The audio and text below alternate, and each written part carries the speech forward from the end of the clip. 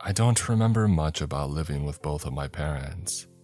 My very first memory is that of my mother sitting in a sun chair on the front porch, listening to the radio, napping behind her wide sunglasses. I was sitting next to her with a pink dino plushie quietly playing. I would look up at her and she would be so still, as if paralyzed by the sun. I remember imagining her never moving again, that she would stay in that chair forever and never to play with me. But as soon as I felt that sad little tug in my heart, she would rustle from her sleep and comfort me. She was right there. Everything was okay. For now. I don't remember their separation or why it had happened. I was very young. My mother was moving out and they decided that I was to stay with my dad. There was never a big fight, no screaming. Just 4 large suitcases loaded into a red Toyota, a kiss on the cheek and a wave goodbye. That was it. Like she was going to the store. I was too young to understand, but I knew that I should be sad. I could feel it. She wanted to visit, but she lived on the other side of the country. She would send me postcards and presents, but I didn't get to see her. My father met a new woman. And while I wouldn't call her mom, she turned into it and everything but name. It's just how these stories go sometimes. But things are rarely so simple. I learned that the year that I turned 12. My father passed away in an accident. They pulled me out of school to tell me, and it felt like falling into a nightmare. You start to question everything. Every sensation becomes unreal as you look for anything to convince you it's a dream. I couldn't fathom it. After that, things went fast.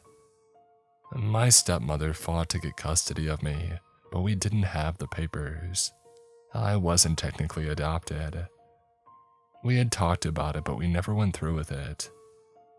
As such, the next in line to care for me was my biological mother, on the other side of the country. They contacted her, fully expecting her to relinquish custody. But that's not what happened. She said yes. So I was pulled out of school, had my room packed up and sent across the country, Wyoming to Florida.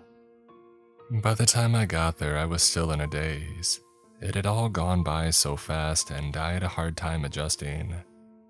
It was one thing being told that everybody loves you and wants to care for you, but it's another feeling entirely when you see your life being put into boxes. You get some perspective, and it's a strange perspective to grasp at that age. The first thing I saw when I arrived at my mother's house near Crystal River was a sun chair. Not the same one she had had back at our house when I was little, but the same kind. There was also a little table with a battery-powered radio and an ashtray. I didn't remember that she smoked, but then again, I barely remembered her at all. When she came running out of the house, it was hard to see her as Mom. To me, she was just Eileen. Even with the sunglasses and the outstretched arms, she looked nothing like I had remembered her. Still, she swept me up, kissed me, and assured me, "Oh, it's gonna be okay, baby girl," she sobbed. "It's all gonna be okay." It was an old house, much older than the one that we lived in. 2 floors. Every room had these wood panels that looked like they would topple over from a stiff breeze. It was clean and well kept, but there were certain spots and corners that had a slight tinge of mildew. Lots of pictures on the walls, mostly of herself, but a few of me and Dad as well. No other men, it seemed. A couple of friends, perhaps. "We're going to have so much fun," she assured me. "I'll show you all around town. You know you can swim with manatees here." "Yeah," I said. "I read it in an article." "Well, ain't that exciting, huh?" She showed me my room, talking about everything and nothing. I could tell that she was nervous, but couldn't fault her for trying to keep a straight face. She could probably tell that I wasn't okay. Then again, would I ever be? Those first few days are a blur. I had a room with a nice bed. She helped me put up my posters and connect my laptop to the internet. It was just a crappy wireless connection, but it was better than nothing. We didn't get great reception out there, something about being too close to the coast. It wasn't really the middle of nowhere. There was a pretty lively neighborhood, but it wasn't the most modern area. Eileen was happy to show me around. She introduced me to everyone, waving happily, and tried to make me feel welcome. She would ask me about everything from my favorite subjects in school to favorite music. We would go to the movies and we would hang out at the park, go swimming, all kinds of stuff.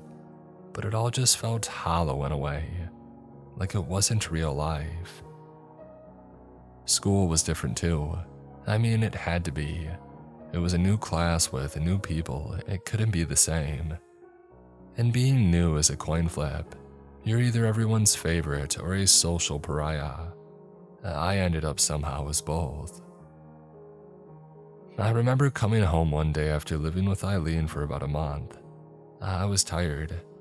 I had been spending some time with some new friends that I met in English class, while dodging some catty know-it-alls who kept bugging me during lunch. It was a social minefield, and coming home to my safe space felt like recharging a battery.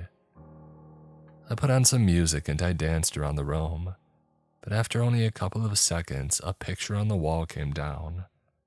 A framed photo of me and my mom from when I was younger. It crashed onto the floor, but the glass didn't break. I jumped and almost dropped my headphones and settled down. I carefully hung it back up on the wall and stepped away. I must have moved too much. The house was old and I kept forgetting that. As I turned back to the laptop, the picture fell again. This time I was barely moving at all. I put the picture up a third time and looked closely. I didn't move.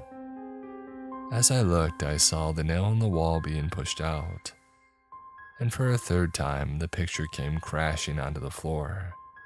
This time, the glass broke. I didn't know what to make of it. Maybe there was mold or something behind the wallpaper. I couldn't smell anything even when I put my face next to it, but it could be a dozen things. All my other pictures were fine though. It was only this one.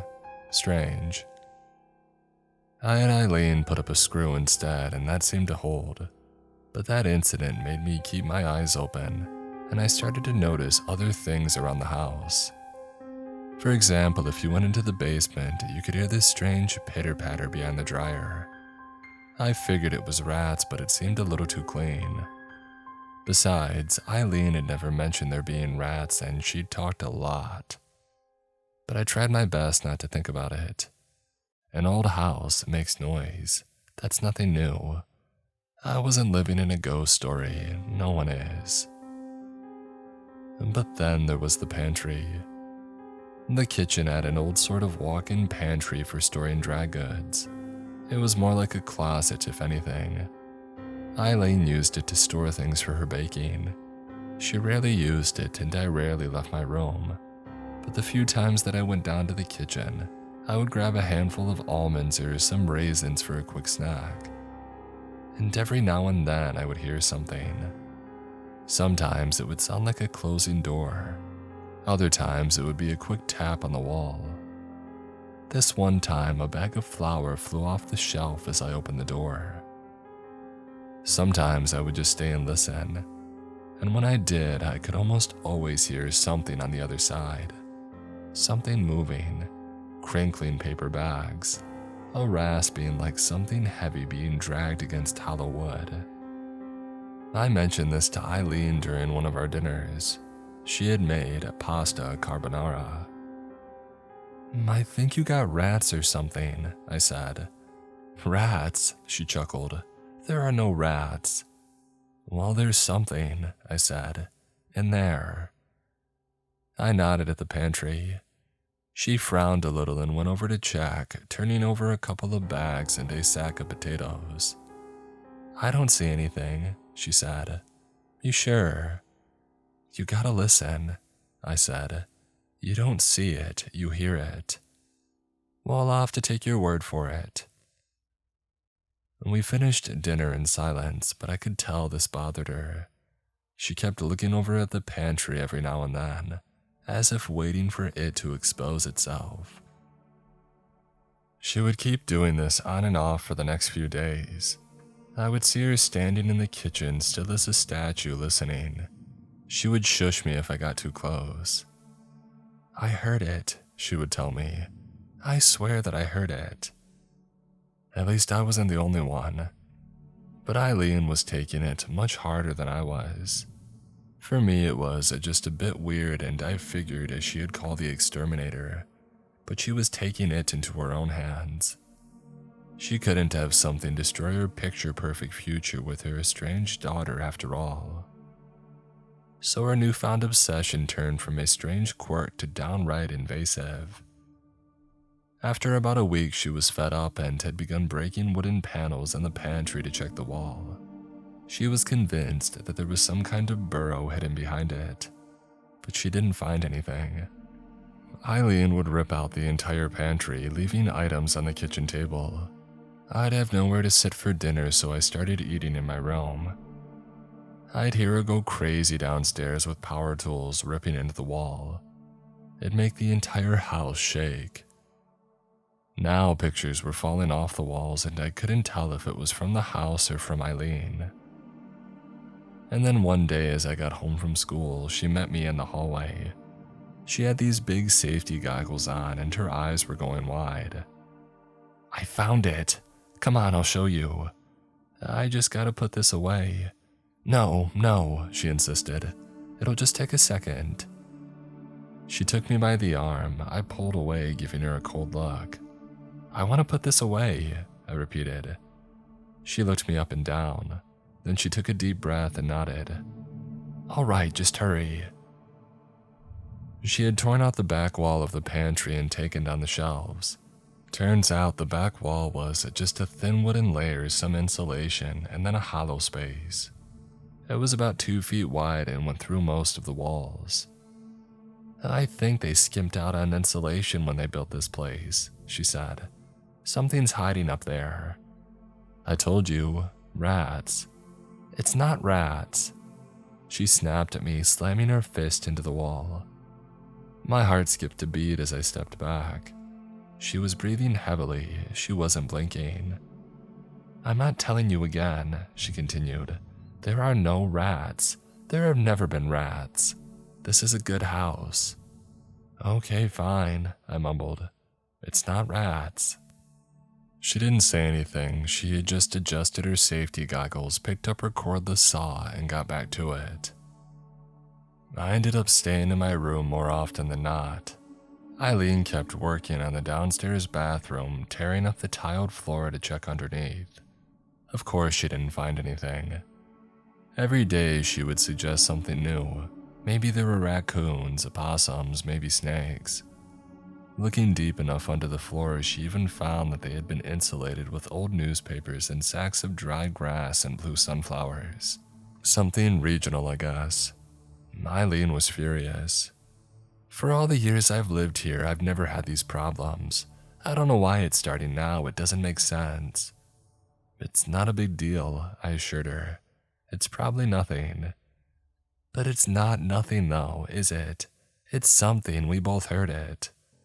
"Yeah, but who cares? You're tearing up the house. Better me than them." We barely talked for a whole week.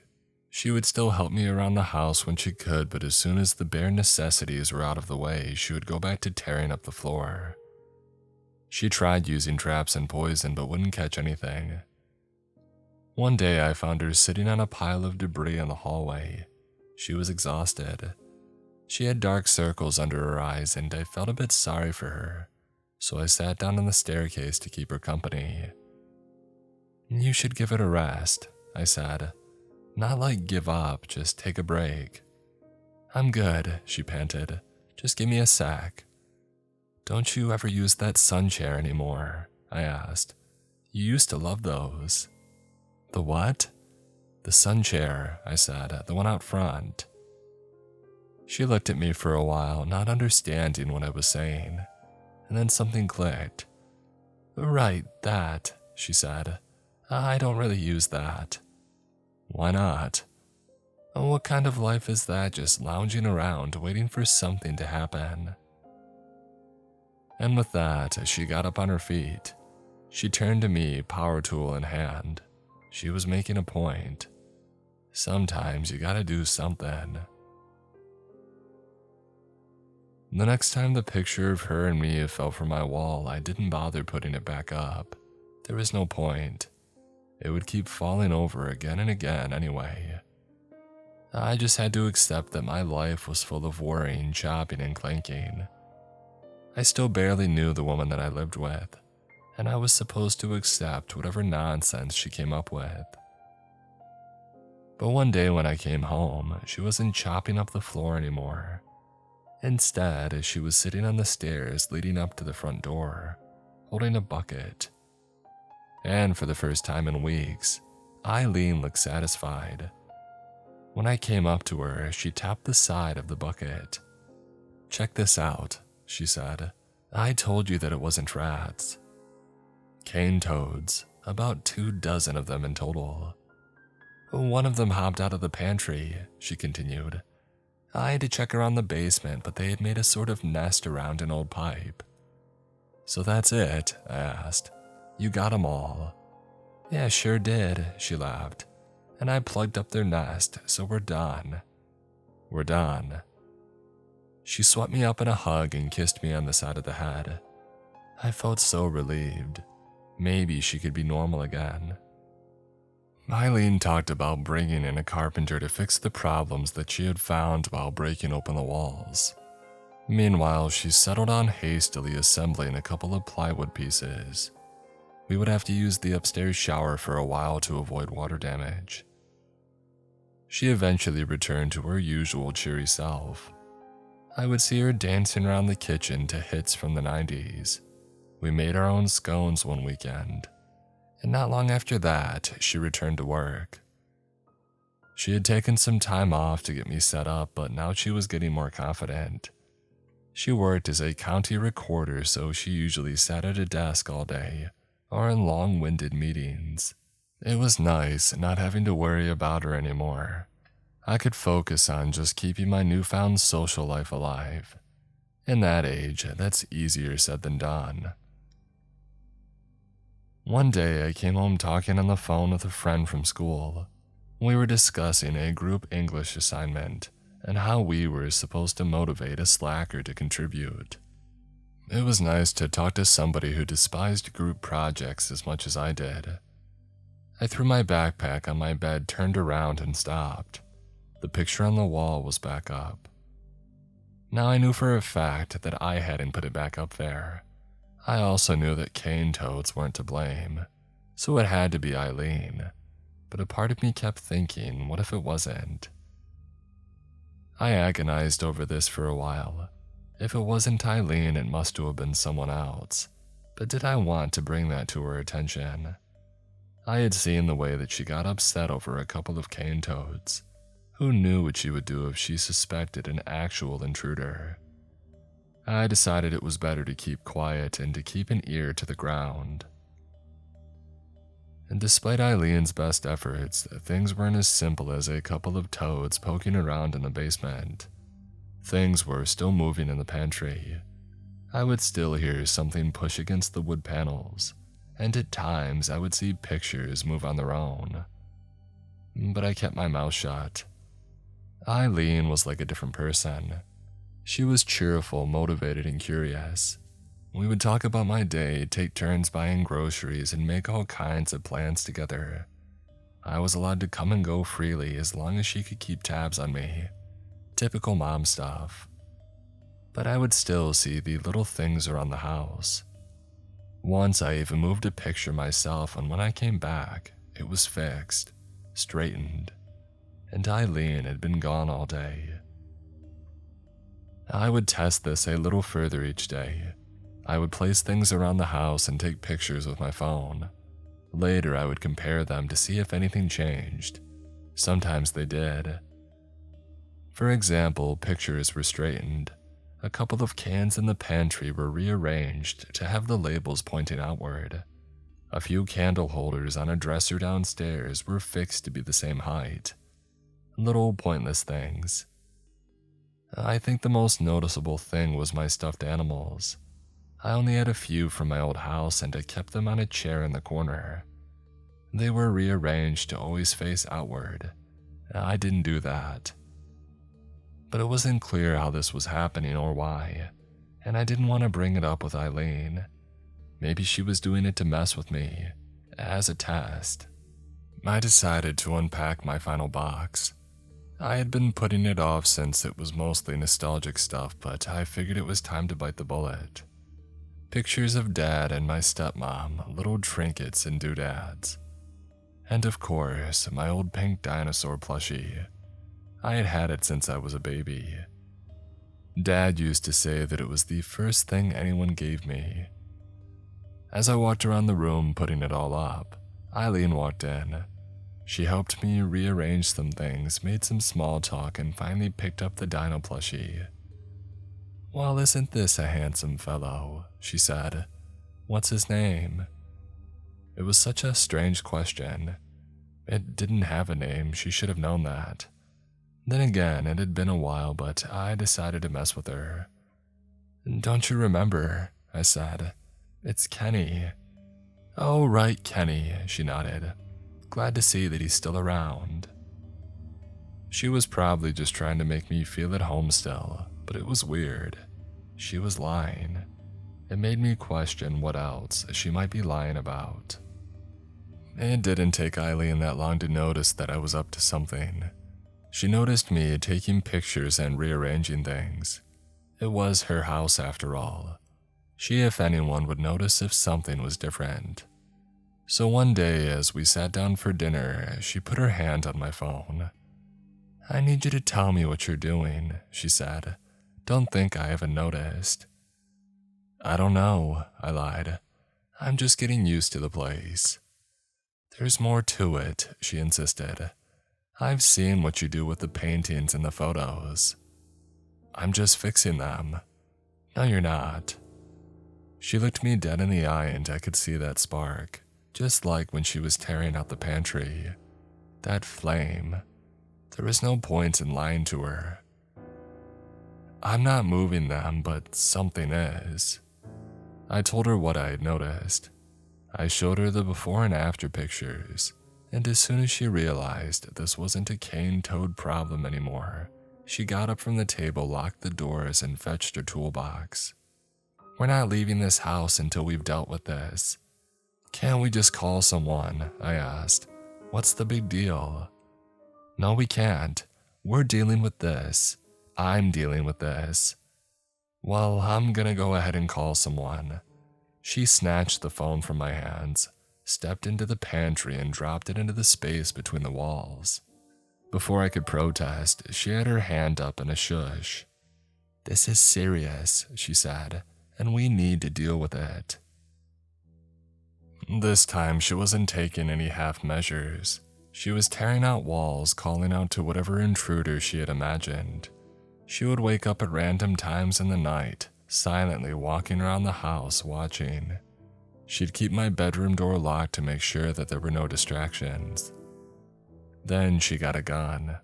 Maybe she had always had one, but now she walked around with it. Her reasoning was there was an intruder and she needed to defend us. She would deal with this one way or the other, and until she did, I wasn't allowed to leave. "They could take you when you leave, whenever you're out of sight," she said. "I can't take that risk." And for days on end, there would be no internet, no phone, nothing but power tools and random shouts. Threats, smacks, screams, all directed at this invisible foe. And yet at night, little things would change, but never in a way that Eileen would notice. And then one morning, I woke up to this strange sound, a little vibration. I looked to the side only to find my cell phone laying on the nightstand. It was a bit dirty and it had a crack in the corner, but it was functional. I thought that maybe Eileen was done and that this was a peace offering. I walked into the hallway only to see her using a screwdriver to remove an outlet from the wall. I quickly hid the phone behind my back, but I was a bit too quick on the draw. It slipped out of my hand and sailed across the floor into my room. Eileen looked up. "What was that?" I couldn't make up an excuse fast enough. She got up and pushed past me, almost launching me down the stairs. She picked up the phone from the floor and looked at me with disbelief. "Are you messing with me? Is this a joke to you?" "No," I said, "it was just there." "I am your mother," she bellowed. "You don't lie to me like this." "You mean like you lied about Kenny?" She shook her head and frowned. "Kenny?" she asked. "The dinosaur," I snapped back. "He doesn't have a name, but you keep pretending. Do you remember anything about me?" And I confronted her. I asked her about where I was born. I asked about my middle name. I asked about my dad, our first vacation, our first car. A couple of things she could answer. A couple of them she couldn't. Maybe she was too surprised to think clearly. "You used to lay in your sun chair on the front porch," I said. "What did you used to drink when you did?" "This is ridiculous." "You drank your favorite drink every time you went out. What was it?" "Campari and orange juice," she sighed. "That's my favorite drink, I get that all the time." "Wrong. You never drank while watching me. You never once did." We just looked at one another. A couple of uneasy thoughts crossed my mind. Maybe she wasn't my mom. I headed for the stairs. She was right behind me, wielding the screwdriver like a knife. She asked me to stop, but I kept going. I headed straight for the front door, but she had locked and bolted it. I got it open, but not fast enough. She caught up to me and slammed the door shut, leaning over me. Her faces were inches away from mine. "You'll have to wait in the basement while I fix this," she panted. "Don't make a fuss." "You're not my mom, are you?" She didn't respond. She just grabbed my arm and led me downstairs. I didn't even know the basement door had a lock, but turns out it did. It was just me, a washer, dryer, and old boxes. Nothing important, mostly just holiday stuff. Christmas, Thanksgiving, 4th of July. I stayed down there all day hearing Eileen tear the place apart. She couldn't let go. No matter what, she was going to have her perfect house and her perfect daughter. Nothing was supposed to go wrong, but somehow it had. Maybe she thought I would forget about the whole thing if she just finished up quickly. Heck, maybe she was planning on getting me something really, really nice. But I couldn't let go of that one thought, that maybe Eileen wasn't my actual mom. Maybe she was just some woman living here. But she had the pictures. There was a mail addressed to her from years back in the basement boxes. I couldn't make sense of it. And so I waited for hours. Eileen's frustration grew louder and violent. I could hear her throw things, knock over furniture, and yell at the walls. "What do you want? Who are you?" She was still using her power tools, cutting into the walls, into the furniture. I could hear something falling apart, something thumping down the stairs, and with every crash, Eileen would get angrier. Until finally she would break down crying, hysterically, in the hallway above. I tried not to listen. I had no idea what she was capable of anymore. So instead, I brought out one of the old boxes and browsed. Old bills, newspaper cancellations, birthday cards, all kinds of everyday things. I didn't even bother to read most of them. They were all addressed to Eileen, and there was nothing more to it. Little bits and bobs of a life well lived. I stopped at a couple of birthday cards.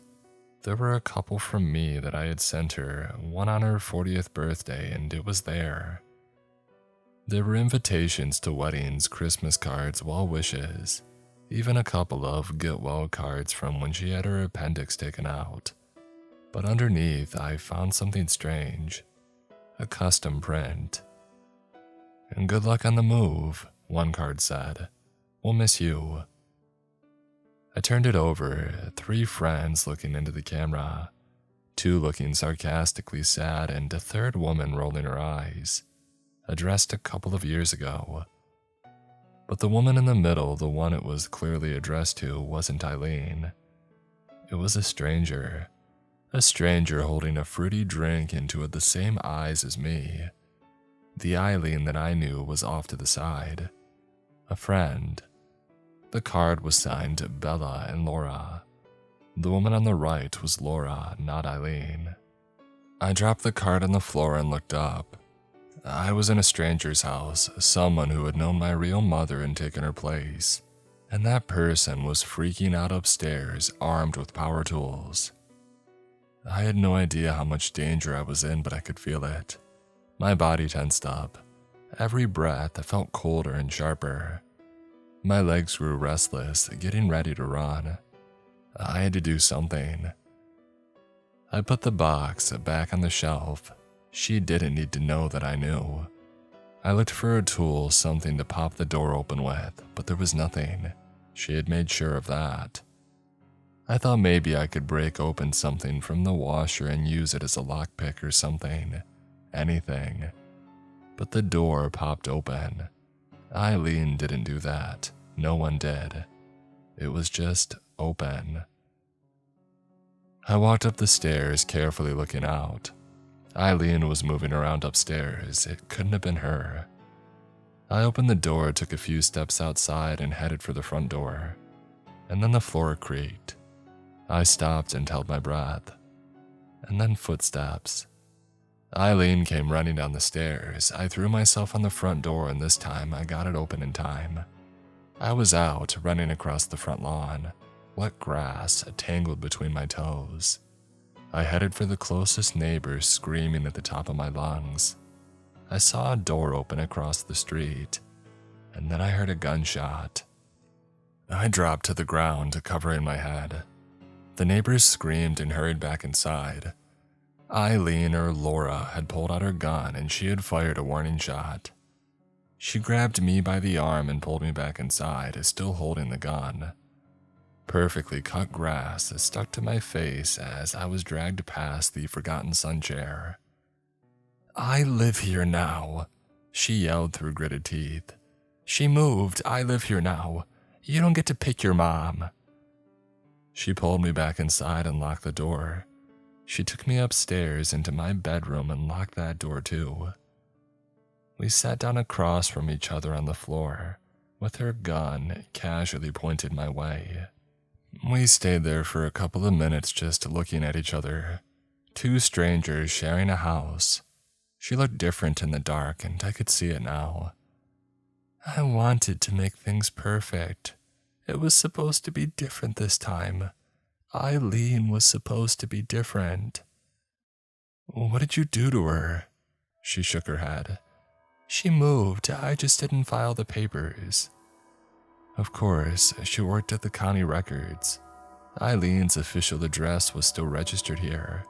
So when they looked her up, they reached Laura still living there, and she had just went for it. "If I could get you, I could get anyone," she continued. "Then I would really be here, and not while me."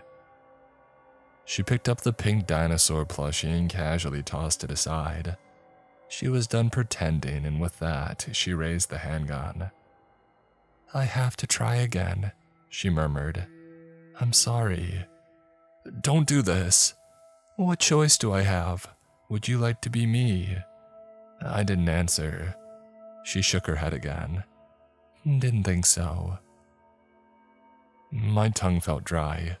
A sting of salt burned my eye from a cold sweat. I didn't know whether to throw myself at her or shield my face. Instead, I did nothing. My forehead felt cold, as if anticipating a bullet. She tensed her trigger finger, but nothing happened. You see, there's this thing about old houses. The shadows seem a little longer. There are noises coming out of every corner. 9 times out of 10, it's just the wind, a poorly constructed wall, or heck, maybe a cane toad. But this shadow had been different. Shadows don't fix pictures on the walls, they don't raid your pantry, and they don't put back the one picture you have of your real mom on the wall, as if trying to show you when you're being lied to. And they certainly don't put a long dark bone-like finger in the way of a trigger. But this one did. It emerged from the wallpaper, a solid shade of chromatic dark, leaning over Laura like a misshapen shadow, taller, longer, and slimmer, at least 7 feet tall, but hunched over into a ball. It had put a long dark finger in the way of the trigger, stopping Laura from pulling it. Her breathing quickened.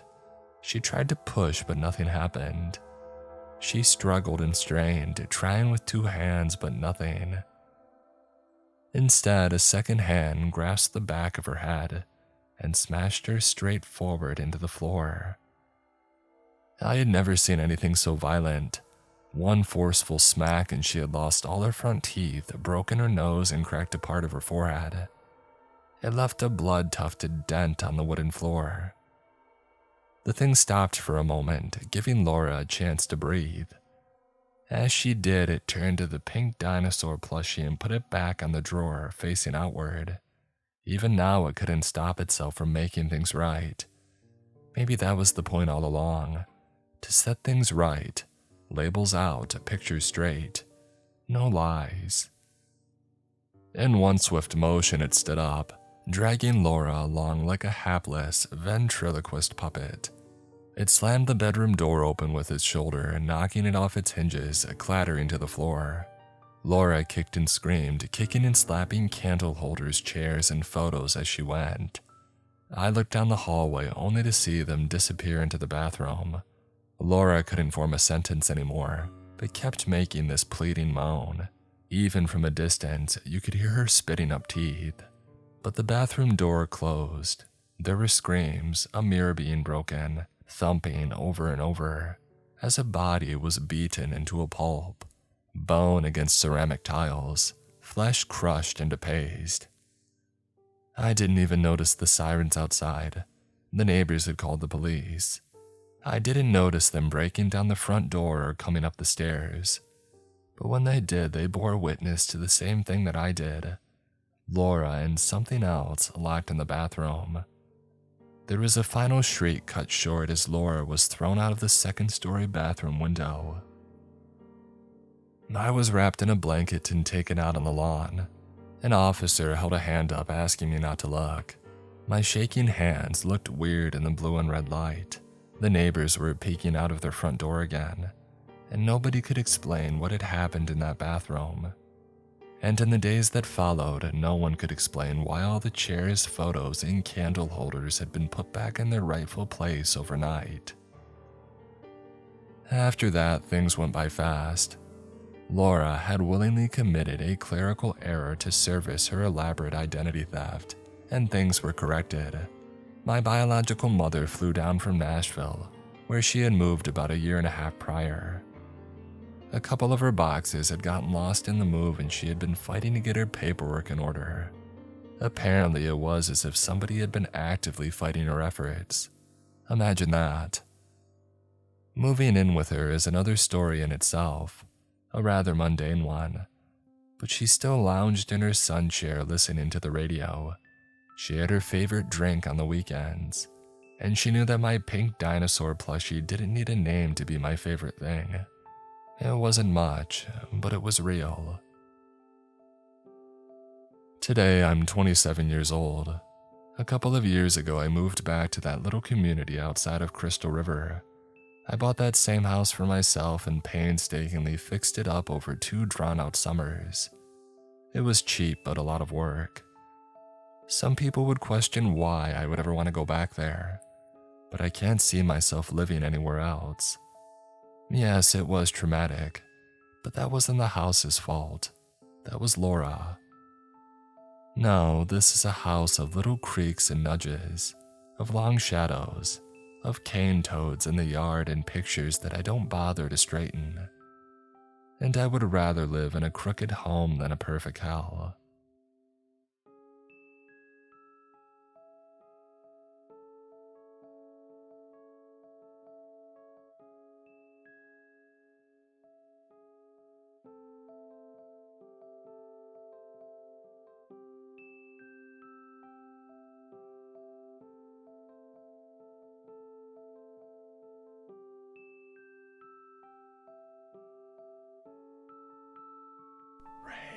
Wilson Asada, Die Screaming, Meat Cashier, Talamagara, Deggy, Leon Knott, Jimmy Griffin, Miss Eldridge, Sleepy Shroomy, Takio Zarilla, Richard French, Mina Lynn Kidder, Mark Norman, Andrew Arrington, Swaggity Swoot, Omni Rubik, Sonic GMD, Lunas TV, Rolly, Wayward Son, Caleb Windsor, Never Enough, Russell and Flo, Stevie B7649, Ray Weingartner, Stephen King 04, Shrimpo the Shrimp, Genevieve Swift,